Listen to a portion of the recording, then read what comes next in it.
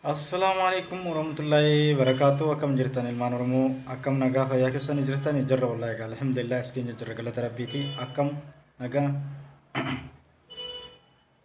wallahi gan majra alhamdulillah skin jarra galata rabbiti jiraachuu waan guddaadha waan rakkoo oromoo kana dubbachuuf as baanee jirra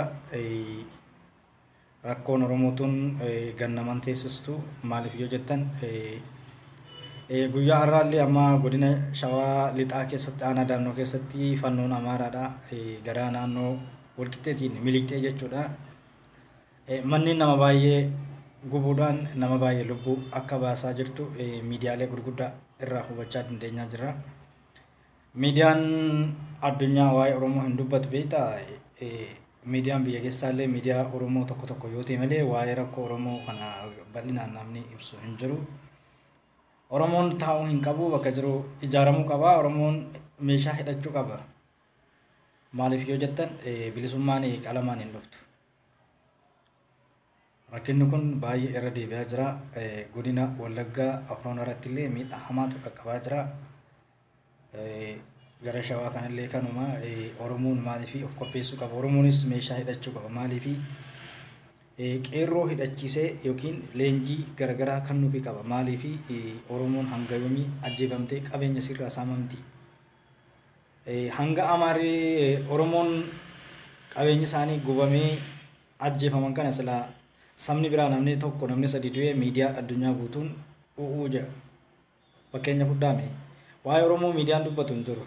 Maaliif miidiyaan addunyaa guutuun namni tokko sabni tokko Itoophiyaa keessaa sabni biraa Oromoon alatti yoo dhi'e marsasiitii hawaasaa kanarratti gara tuutarii irraa kaasee hamma eessaatti maxxanfama. Maaliif hanga mootummaan illee gadda labsu tokkotti gaa jechuudha.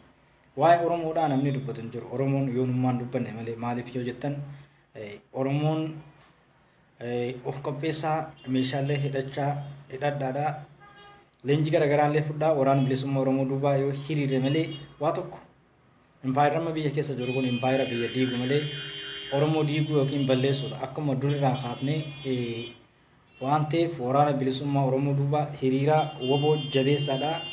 Waboo hojiin karaa waraanni adda bilisummaa uummata Oromoo qabatee jiru kun karaa sirri akka ta'e isaanii wajjin qabsoonii isaan jajjabeessinee gara bilisummaa teenyaatti akka gonfannuun handhaamsa kanaan dabarfachuu barbaada. Namni viidiyoon tun bira deeyte sheer godhii duniyaa tanaan illee balleessii galatoomaa ulfaadha.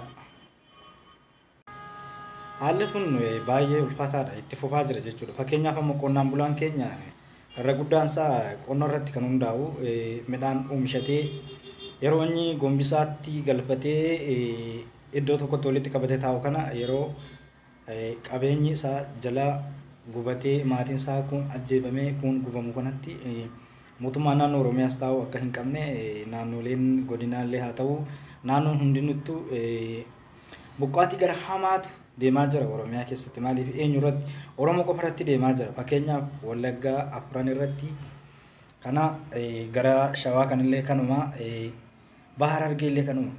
Fakkeenyaaf aanaa Ciqnaaqsan irratti miidhaa hamaatu dhaqqabaa jira. Oromoo Walloo irratti illee miidhaa hamaatu dhaqqabaa jira. Oromoon kanumaafuu callisuu hin qabu. Of jabeessuu qaba. Meeshaa hidhachuu qabu.